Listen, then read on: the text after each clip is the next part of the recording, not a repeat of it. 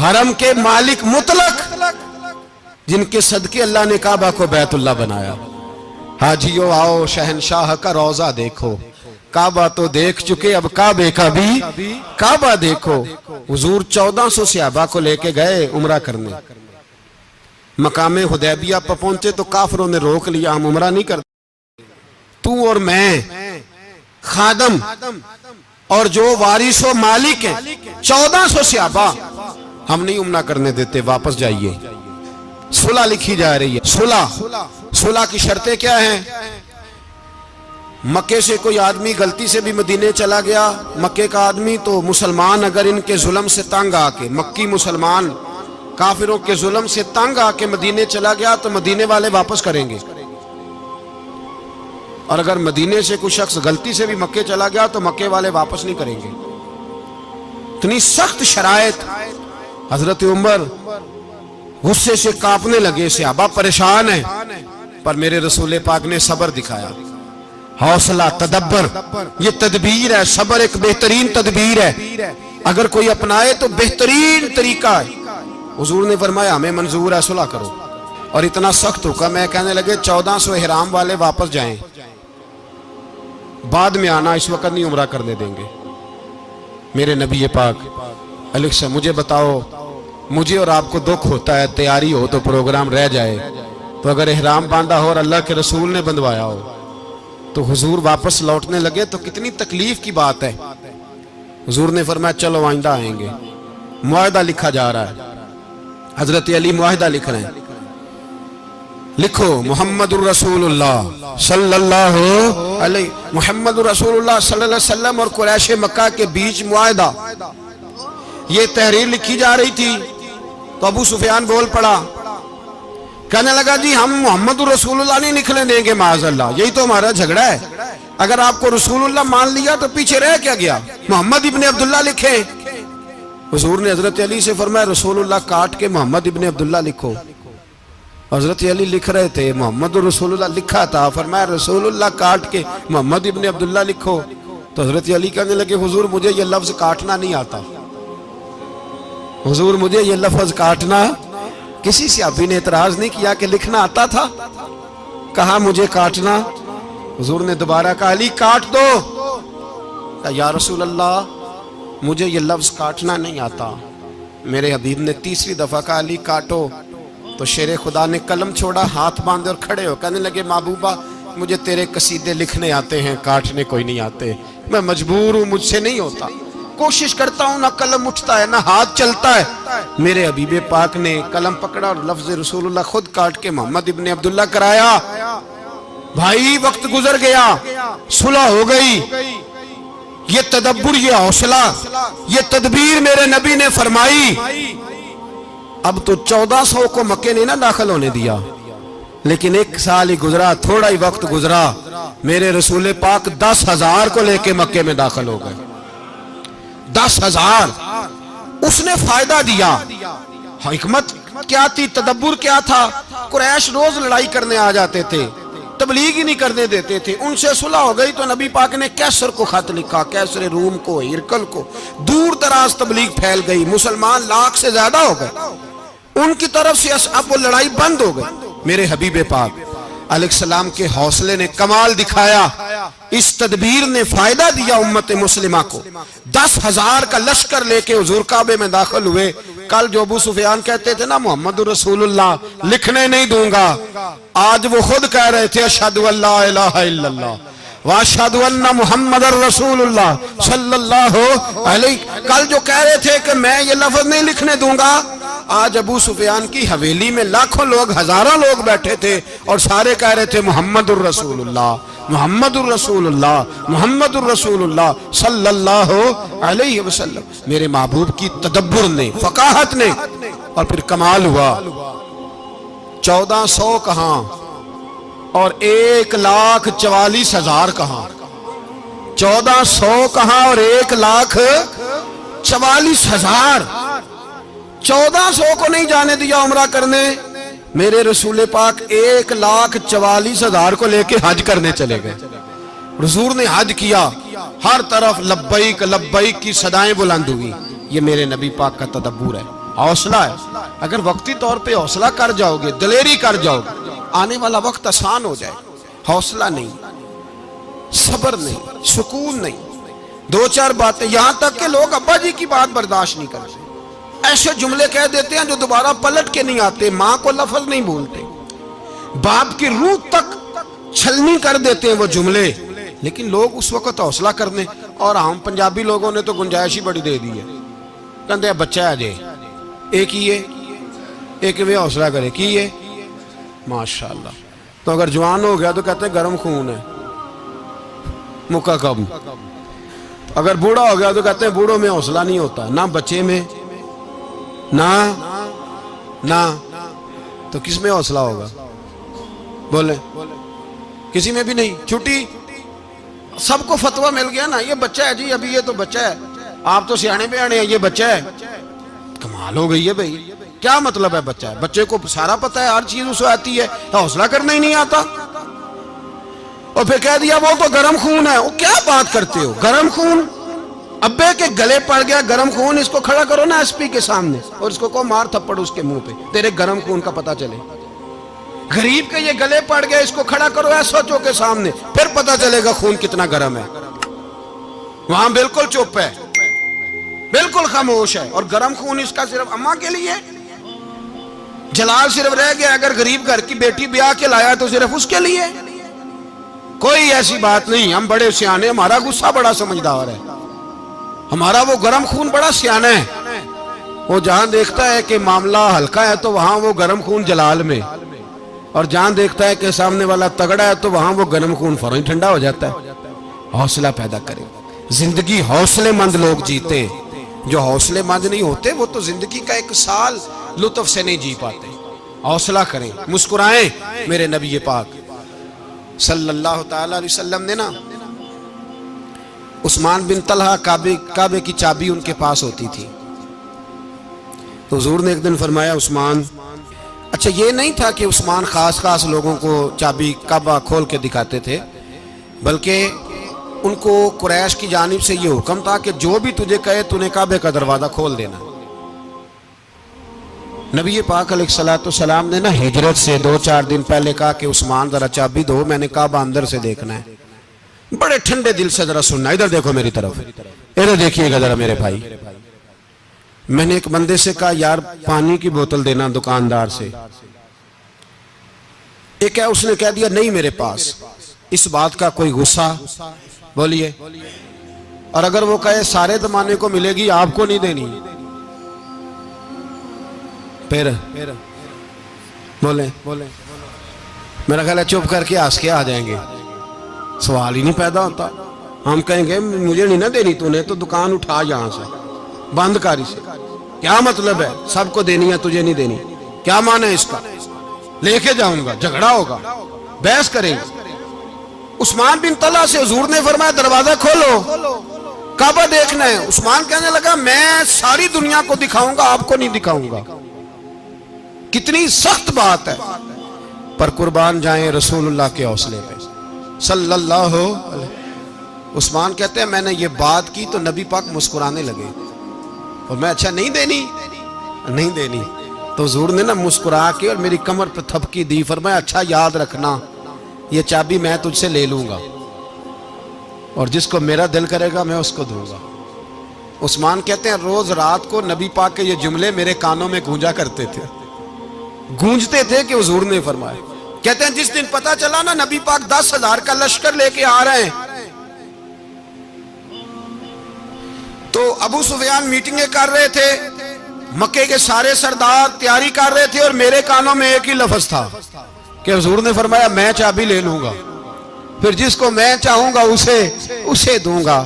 عثمان کہتے ہیں حد ہو گئی، وقت گزر گیا. حضور آ گئے، طواف فرمایا، اور طواف کے بعد میرے نبی پاک علیہ السلام نے فرمایا بلاؤ نا ذرا عثمان کو. عثمان کہتے ہیں میں چابی لے کے آیا تو دوسرا جملہ کوئی نہیں.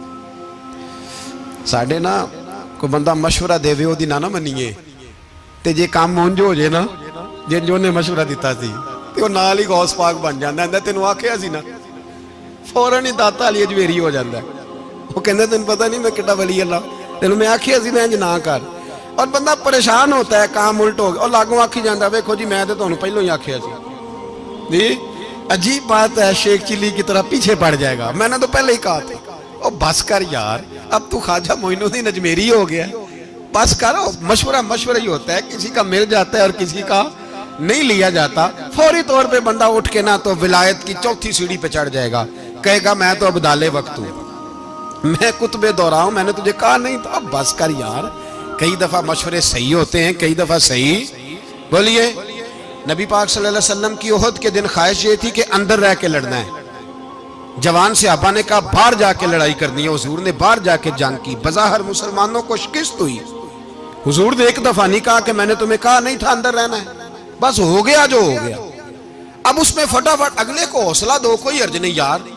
نبی پاک، سب بولیے صلی اللہ علیہ وسلم، میرے حبیب پاک علیہ السلام نے نا کہا عثمان کو بلاؤ۔ عثمان آئے تو عثمان کہتے ہیں میں نے چابی دی تو میں تیار تھا، میں تیار تھا کہ اب میری بات ہوگی اور رسوائی ہوگی، لیکن کہتے ہیں قربان جائیں مصطفیٰ نے تو یہ جملہ بھی نہیں کہا کہ میں نے تجھے کہا نہیں تھا، یہ بھی نہیں کہا۔ حضور نے چابی لی، کعبے کے بت صاف کیے، نماز پڑھی، واپس آئے، فرمایا عثمان میرا وعدہ تھا تیرے ساتھ کہ جس کو میں چاہوں گا چابی دوں گا، یہ لو چابی میں تجھے ہی دینا چاہتا ہوں، لے لو رکھ لو۔ عثمان کہتے ہیں وہ چابی نہیں میرے طرف آ رہی تھی، میری طرف ایمان آ رہا تھا، وہ چابی نہیں آ رہی، ایمان آ رہا تھا میری جانب۔ کہتے ہیں میرے ہاتھوں میں چابی آئی اور میری زبان پہ کلمہ توحید جاری ہو گیا۔ بھائی تدبر، حوصلہ، صبر، رضا، ہمیں تو ٹائم بھی نہیں گزارنا ہوتا۔ گھر کا ماحول، گھر کے اندر رہ کے لوگ دکھی ہیں، اس لیے کہ ہماری طبیعتوں میں حوصلہ نہیں، ایک منٹ کے لیے نہیں، ایک سیکنڈ کے لیے بھی ہم یہ برداشت نہیں کرتے کہ چلو تھوڑا انتظار کریں، وقت کو دیکھیں، موقع کو دیکھیں۔ میرے نبی پاک علیہ السلام پہ اتنی مصیبتیں آئیں کہ پہاڑ پہ آتی تو وہ ریزہ ریزہ ہو جاتے، لیکن کسی مقام پر بھی حضور علیہ السلام شکوہ کرتے نظر نہیں آتے۔ ہم غریبی کا رونا روتے ہیں، ہر چوتھا آدمی کہتا ہے بڑا غریب ہوں، لیکن میرے نبی پاک علیہ السلام نے چوتھے دن کھجور کھائی، سرکہ کھایا ہے اور موٹے بان کی چارپائی پہ آرام کیا ہے۔ حضرت عمر نے کہا حضور کتنی تکلیف ہے؟ فرمایا عمر کوئی تکلیف نہیں، تھوڑا سا تو وقت ہے، جنت میں جائیں گے، ساری نعمتیں اللہ نے ہمارے لیے تیار کی ہوئی ہے، راضی بالرضا، راضی بالرضا، کوئی کسی قسم کا مسئلہ نہیں۔ ہمیں آزمائشیں آتی ہیں، تکلیفیں آتی ہیں، بیماریاں آتی ہیں، لوگ چھوٹی چھوٹی بات پر پریشان ہو جاتے ہیں، ذرا سی بات پر شکوہ کرتے ہیں۔ میرے رسول پاک علیہ السلام نے فرمایا جب میرا رب کسی کو بیمار کرتا ہے تو 2 فرشتوں کو بھیجتا ہے، جاؤ میرے بندے کی تیمارداری کر کے آؤ۔ اللہ اکبر، خود رب بھیجتا ہے، جاؤ میرے بندے کی۔ تو مجھے بتائیے جب اللہ بھیجے تو پھر تندرست خوش نصیب ہوا کہ بیمار؟ جی تندرست پھر خوش نصیب کون ہوا؟ میرے نبی پاک صلی اللہ علیہ وسلم نے فرمایا رب 2 فرشتے بھیجتا ہے، فرماتا ہے پتہ کر کے آؤ میرے بندے کا اس کا کیا حال ہے، حالانکہ اللہ سارا ہی جانتا ہے۔ فرشتے آتے ہیں، واپس جاتے ہیں، رب کریم پوچھتے ہیں بتاؤ میرا بندہ کیا کہتا تھا؟ اللہ تجھے سارا ہی پتہ ہے، پر ہم سے پوچھتے تو بتا دیتے ہیں، وہ یہ کہتا تھا کہ میں اپنی رب کی رضا پہ بڑا ہی راضی ہوں، وہ تیری حمد کر رہا تھا، تیری تعریف کر رہا تھا، تیرا شکر کر رہا تھا، تیرے لیے کلمات حمد بیان کر رہا تھا۔ تو میرے نبی پاک علیہ السلام فرماتے ہیں، اللہ فرشتوں سے فرماتا ہے سنو پھر اگر میں اپنے بندے کو اس بیماری میں شفا دوں گا تو اس تندرستی سے زیادہ اچھی تندرستی دوں گا جو پہلے اسے عطا کی ہوئی تھی، پہلے سے اچھی صحت دوں گا، اور اگر اسے اس بیماری میں موت دوں گا تو پھر مرتے ہی اس کے لیے میں جنت کا فیصلہ فرما دوں گا۔ بھائی جب تو راضی بالرضا رہتا ہے، راضی بالرضا، بڑی سادی سی بات ہے بھائی، آپ گھر گئے روٹی مانگی تو اگر کسی نے کہا نا کہ اتنی تھکاوٹ ہے ٹائم پہ آیا کریں اس وقت، تو روٹی تو وہ بھی مل گئی پر اس میں لذت، وہ سکون نہیں، وہ سکون نہیں۔ میری اماں جی سالن پکا کے رکھ لیتی تھی تو روٹی جب بھی کوئی مانگتا تھا تو تازی بنا کے دیتی تھی، ان کی طبیعت تھی۔ تو میں اکثر ان سے کہتا کہ اماں جی پکا کے رکھ دیا کرو تو کہتے تمہیں خوشی نہیں ہوتی جب تمہاری اماں تازی پکا کے دیتی ہے؟ خوشی ہوتی ہے، طبیعت میں خوشی ہوتی ہے۔ ان کا مزاج تھا، ذوق تھا، تو ہم سمجھتے تھے یار یہ بڑی سعادت کی بات۔ تو آپ گھر گئے رات کو تو گھر والوں سے کہا روٹی، تو فوراً اٹھے، فوراً، اور انہوں نے کھانا تازہ بنایا اور ساتھ یہ بھی کہا باہر سے نہ کھایا کرے، بندہ بیمار ہو جاتا ہے۔ کتنی ٹھنڈک پہنچتی ہے آدمی کے دل کو، سکون ملتا۔ تو بھائی بیماری تو آپ نے کاٹ لی، لیکن ساتھ کہو ہو بڑا بیمار ہوں، میں نے تو اتنے گناہ بھی نہیں کیے، ظلم بھی نہیں کیا، کسی کو کچھ بھی، اب بیماری تب بھی کٹ گئی۔ پر بڑی آزمائش، مریض ڈاکٹر کے گلے پڑ رہا ہے، اس کے لواحقین جھگڑے کر رہے ہیں، بیماری وہ بھی کٹ گئی۔ اور ایک بیمار وہ ہے جو چارپائی پہ لیٹا ہے اور کہتا ہے جس طرح میرا اللہ راضی اسی طرح میں بھی راضی، تو بیماری اس کی بھی کٹ گئی۔ حضرت یونس علی نبینا علیہ الصلوۃ والسلام نے ایک دن حضرت جبریل امین ملنے آئے، تو جناب یونس علیہ السلام کہنے لگے اے جبریل، اللہ کے نیک بندوں میں جو اللہ کو اس وقت سب سے زیادہ پسند ہے نبیوں کے بعد، توجہ کرنا بات پر، جو سب سے زیادہ اللہ کو پسند ہے نبیوں کے بعد ولیوں میں، اور سب سے زیادہ اللہ جس کو اللہ کی بارگاہ میں عبادت گزار لکھا جاتا ہے، میری اس بندے سے ملاقات کرا۔ تو حضرت جبریل نے جناب یونس علیہ السلام کو ساتھ لیا تو ایک شخص کے پاس پہنچے جو آنکھوں سے اندھا تھا، دونوں ہاتھ اس کے سلامت نہیں تھے اور پورے جسم میں پیپ جاری تھی، ریشہ تھا۔ جب جا کے السلام علیکم کہا نا حضرت یونس نے، اس نے وعلیکم السلام کے بعد پہلا لفظ پتہ کیا کہا؟ اس نے کہا یا اللہ تیرا شکر ہے، یا اللہ تیرا، آپ بھی ادا کریں اللہ کا شکر، یا اللہ تیرا، اللہ تیرا شکر ہے۔ تو حضرت یونس علیہ السلام کہنے لگے تو شروع سے اس طرح کا ہے، نابینا بھی اور ہاتھوں سے معذور بھی اور سارا جسم شروع سے؟ تو بڑے ہی خوبصورت لفظ اس بیمار نے کہے، کہنے لگے نہیں حضور میں بالکل ٹھیک ٹھاک تھا، جب تک میرے رب نے چاہا کہ یہ دنیا کو دیکھے تو تب تک اس نے مجھے آنکھیں دیں، اور جب اس نے چاہا کہ اب اس کا دیکھنا بہتر نہیں تو اس نے واپس لے لی۔ تو یا اللہ تیرا شکر ہے، اللہ تیرا شکر ہے۔ پھر کہا جب تک اس نے چاہا کہ میرے ہاتھ رہے تب تک رہے، جب اس نے چاہا کہ میرے لیے بہتر نہیں تو اس نے لے لیے، تو یا اللہ تیرا شکر ہے۔ جب تک اس نے چاہا کہ میرا جسم صحیح و سلامت رہے تو رہا، اور جب اس نے چاہا کہ میرے لیے بہتر نہیں تو مجھے بیمار کر دیا، تو یا اللہ تیرا شکر ہے۔ تو حضرت یونس علیہ السلام کہنے لگے جبریل واقعہ یہ اللہ کا سب سے زیادہ شکر گزار بندہ ہے، سب سے زیادہ عبادت گزار بندہ ہے، سب سے زیادہ۔ میرے نبی پاک علیہ السلام نے فرمایا میرا مومن ہر حال میں ہی نفع میں ہے، نعمت ملے تو شکر کر کے نفع، مصیبت آئے تو صبر کر کے نفع، اپنی زندگی میں تحمل، بردباری، علم پیدا کرے، حوصلہ پیدا کرے۔ ہر آنے جانے والے شخص کے مزاج کے مطابق اسے نہ ملے، اپنا مزاج صحیح رکھے، اپنی طبیعت کے مطابق اپنے ماحول کو برقرار رکھے۔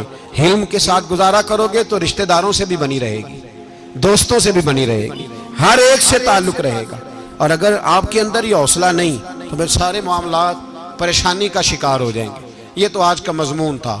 ہمیں نا لوگ مشورہ دیتے ہیں، کہتے ہیں پیر صاحب درویشوں کو سیاست کی بات نہیں کرنی چاہیے، دیتے ہیں نا مشورہ لوگ، جی تھوڑا تھوڑا بول دیں، تھوڑا تھوڑا دیتے ہیں نا۔ اگرچہ ہم ان کی بات نہیں مانتے، اس لیے کہ اقبال نے کہا تھا جدا ہو دین سیاست سے تو رہ جاتی ہے چنگیزی، جدا ہو دین سیاست سے تو، اور پہلا فکرہ یہ ہے کہ جلال بادشاہی ہو یا جمہوری تماشا ہو، جدا ہو دین سیاست سے تو رہ جاتی ہے۔ اس نے کہا جب سیاست اور دین علیحدہ علیحدہ ہوتے ہیں تو چنگیز خان اور ہلاکو خان پیدا ہوتے ہیں۔ سیاست جب تک مسجد کے اندر رہتی ہے تب تک پاک صاف رہتی ہے، وہ گندی ہوتی تب ہے جب مسجد سے نکل جاتی ہے۔ حضرت علی کے زمانے تک مسجد میں رہی، پاک صاف رہی، یزید باہر لے گیا تو گندی ہو گئی، حضرت عمر بن عبدالعزیز دوبارہ مسجد میں لے آئے تو پھر پاک ہو گئی۔ لیکن پھر بھی ایک ساتھی نے مجھے کہا تو اس کی بات میں، سب کی باتیں نہیں مانتا، اس کی بات میری سمجھ میں آئی۔ وہ کہنے لگا جی اصل بات یہ ہے کہ سیاسی تبصرے تجزیے ہم اخباروں میں ٹی وی پہ جا کے بیٹھے، جا کے بڑی مہربانی میری طرف دیکھیں، وہ ہم سنتے رہتے ہیں تو ہمارا دل کرتا ہے مسجد میں صرف ہم رسول اللہ کا پیار ہی سنیں۔ تو میں نے کہا یار تیری بات دل کو لگتی ہے، یہ بات صحیح ہے، چلو یہ نیت اچھی ہے، یہ تیرا نظریہ ٹھیک ہے، مان گئے ہم۔ میں چلا گیا دکاندار کے پاس اور میں نے اس کو جا کے کہا کہ گاڑی کا انجن کھولو، اس طرح کرو، اس طرح۔ اس نے کہا مولانا آپ جا کے نا گھر تو فقہ کی کتاب کھولیں، اس لیے کہ گاڑی کے انجن کے بارے میں آپ کو معلومات، یہاں اگر آپ نے یہ کام کرنا ہے تو اس کو پڑھیں، کسی استاد کے پاس ورک شاپ پہ آئیں، آپ کے ہاتھوں کو، منہ کو، چہرے کو مٹی لگے، دھواں لگے، گریس لگے، پھر آپ کو پتہ چلے گا انجن کیسے کھلتا ہے۔ صحیح کہہ رہا ہوں؟ نہیں صحیح کہہ رہا؟ دھواں گلنا تو یہاں کر چڑی جائے، صحیح کہہ رہا ہوں جی؟ اگر مولوی کو اجازت نہیں سیاست کی بات کرنے کی، اور مولوی کو اجازت نہیں کہ انجن کی بات کرے، تو سیاستدان کو اجازت ہے دین کی بات کرنے کی؟ یہاں تو وہ آئے نا مدرسے میں پڑھے، پورا دین حاصل کرے، پھر وہ بولے تو پھر تو ٹھیک ہو گیا، لیکن جب اسے سورۃ اخلاص بھی سیدھی نہیں آتی تو فتوے دینے کی اس کو ضرورت ہے کوئی؟ بولے نا یار کیوں چھیڑتے ہیں سیاستدان؟ ہم نا پچھلے جمعے جلوس نکالنا چاہ رہے تھے ختم نبوت کی ترمیم کے حوالے سے، حکومت وقت نے کہا کہ ہم واپس لیتے ہیں، تو میرے بہت سارے دوستوں نے کہا جی نکالنا چاہیے، انہوں نے کیا کیوں؟ میں نے کہا یار لوگوں کو بھی پریشان نہیں کرنا چاہتے، ہماری اپنی سڑکیں ہیں، کسی کو بس ٹھیک ہے، انہوں نے واپس لے لی تو بات ختم ہو گئی، ہم مان گئے، تسلیم کر لیا۔ اتنا ہمارا مطالبہ ہے کہ اس آدمی کو ضرور سزا دو جس نے یہ ترمیم کی ہے، لیکن ہم نہیں کرتے، کوئی نہیں نکلے، نہیں نہ نکلے بولے۔ تو وزیر قانون صاحب کو کیا مصیبت بنی ہوئی ہے نیا فتویٰ دینے کی؟ کہ ہے کوئی شوق انہیں دینا چاہیے فتویٰ؟ کہتے نہیں نہیں مرضیوں میں ہمارے درمیان تھوڑا ہی فرق ہے۔ مجھے یوں لگتا ہے کہ یہ جان بوجھ کر کوئی نہ کوئی ایسی شرارت کرتے ہیں جس سے لوگ اشتعال میں رہیں، جان بوجھ۔ حلم، حوصلہ، صبر ذات کے بارے میں تو ہے، لیکن اگر کوئی رسول پاک کی بے ادبی کرے تو پھر حوصلے کی بات ہے ہی نہیں، پھر تو جہاد کی بات ہے۔ اور میں دیانتداری سے مسجد میں باوضو بیٹھ کر جمعے کے دن مشورہ دیتا ہوں حکومت کو، اور وزیر قانون کو مشورہ دیتا ہوں کہ نہ فرعون کی حکومت ساری زندگی رہی، نہ نمرود رہا، نہ جاج بن یوسف رہا، نہ یزید رہا، اور یار درباری بن کے حکمرانوں کی چاپلوسی کرتے کرتے تم یہاں تک آ گئے ہو کہ اب نبی پاک کی عزت کو ہاتھ ڈالنا شروع کر دیا ہے۔ اور آپ یقین کریں سیاسی جماعتوں کا اتنا برا حال ہے کہ ان کے لیڈر کے بارے میں کوئی بات کرے تو پاگل ہو جاتے ہیں یہ احتجاج کر کر کے، اور اس نے ڈائریکٹ کہہ دیا کہ ختم نبوت کا مسئلہ ہی کوئی نہیں، جو دین کی بنیاد ہے، کسی کو پرواہ نہیں۔ مجھے تو ان لوگوں کی فکر ہو رہی ہے جن لوگوں نے انہیں ووٹ دیے ہیں، وہ اللہ کو کیا جواب دیں گے؟ اور یہ اللہ ماشاءاللہ ساری سیاسی جماعتیں اس طرح کی۔ اور میرا وزیر قانون صاحب کو بھی مشورہ ہے کہ زندگی بڑی تھوڑی ہے، بڑی تھوڑی، اللہ سب کو معاف کرتا ہے، اپنے رسول کے غداروں کو معاف نہیں کرتا۔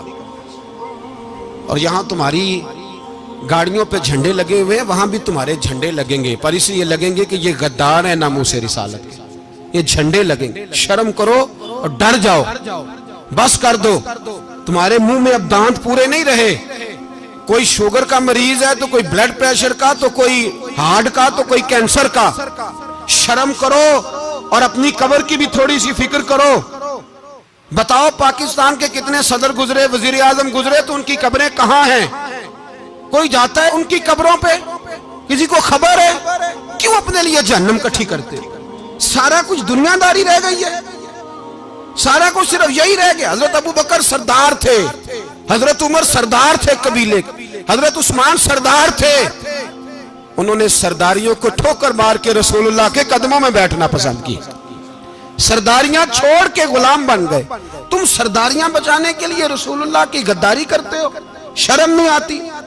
اور قوم شکوہ ہے مجھے ان لوگوں سے جو مولوی تو کہہ دیتے ہیں تو سیاست نہ کر، اور کسی سیاستدان کو منع نہیں کرتے کہ جب تجھے سورت فاتحہ بھی نہیں آتی تو تجھے کس نے اجازت دیا اتنی بڑی بات؟ اور میں نے پچھلے سے پچھلے جمعے بھی کہا تھا، پھر کہتا ہوں اور آن دی ریکارڈ کہتا ہوں، مرزائی کل بھی کافر تھے، آج بھی کافر ہیں، اور قیامت تک، اور جو ان کے کفر میں شک کرے وہ بھی، اور پکا بے ایمان ہے، کافر ہے۔ وہ وزیر قانون ہو یا صوبائی ہو یا وفاقی ہو، من شک فی کفرہ فقط کفر، جو مرزئی کے کفر میں شک کرے وہ بھی کافر ہے۔ ہمارے رسول آخری رسول ہیں، ہم کسی کو یہ اجازت نہیں دیں گے کہ وہ ختم نبوت میں رکھڑا ڈالنے کی کوشش کرے، ہم کسی کو یہ اجازت ہے۔ اور تم نے قوم کو لوٹا، لوٹتے رہو، اب ایمان پہ ڈاکے تو نہ ڈالو۔ تمہیں دولت لوٹ کے پیٹ نہیں بھرا، اب ایمان لوٹنا شروع کر لیا ہے۔ تمہارا فیکٹریاں لوٹ کر، قومی خزانہ لوٹ کر پیٹ نہیں بھرا، بھائی مانو اب دین بیچ کر اپنی حکومتیں پکی کرو گے۔ اور وہ لوگ بھی تیار ہو جائیں جو ان بھائی مانوں کو منتخب کرتے ہیں، ان سے بھی سوال کرے گا ختم نبوت کا موضوع قیامت کے دن کہ تم بتاؤ۔ ان کو سپورٹ کرتے تھے جو رسول اللہ صلی اللہ علیہ وسلم کے بعد بھی کسی نبی کو نبی ماننا درست جانتے تھے۔ شرم آنی چاہیے، خیال ہونا چاہیے۔ اور میں نے کہا کہ ہمارا دل نہیں چاہتا، آپ یقین کریں، ہمیں شوق ہے جلوس نکالنے کا، تمہارے خلاف باتیں کرنے کا۔ تم نے روز تھرمامیٹر نکالا ہوتا ہے، چیک کرتے ہو کہ ایمان کتنا ہے کتنا نہیں ہے۔ یہ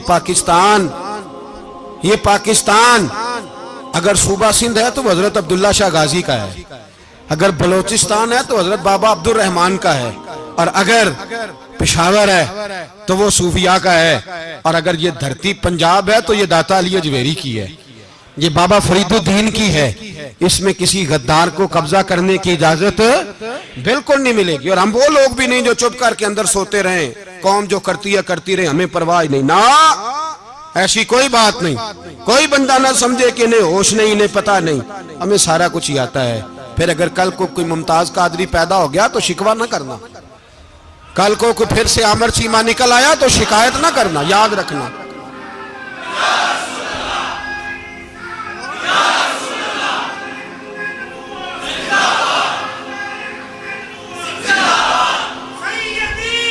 تو میرے بھائی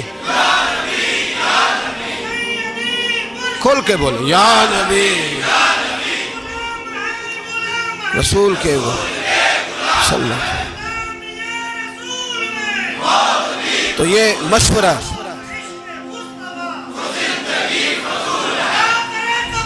جزاک اللہ، تو یہ تمہیں مشورہ ہے۔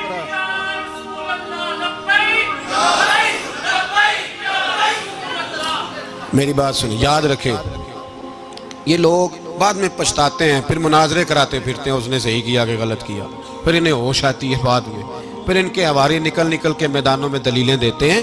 اس لیے ہمارا مشورہ ہے انہیں کہ یہ اپنی حد میں رہیں، اور جو کام تمہارے ذمہ، میں نے کہا نا تم نے بڑا لوٹا، یہ قوم روز تمہیں موقع دیتی ہے لوٹنے کا، یہ موقع دیتی ہے، تو تم نے دولت لوٹ کے پیٹ نہیں بھرے، اب ایمان لوٹنے کے چکر میں آ گئے ہو۔ یاد رکھو، مسلمان گناہگار ہیں، غدار نہیں ہیں۔ تمہیں دولت لوٹنے کا تو شاید موقع مل گیا ہے، پر ایمان لوٹنے کا موقع نہیں ملے گا، تو اس لیے اس کو لگام دو۔ اور ویسے بھی کتا جو پالتو ہوتا ہے نا، اس کو گھر کے اندر سنگلی سے باندھ کے رکھنا چاہیے۔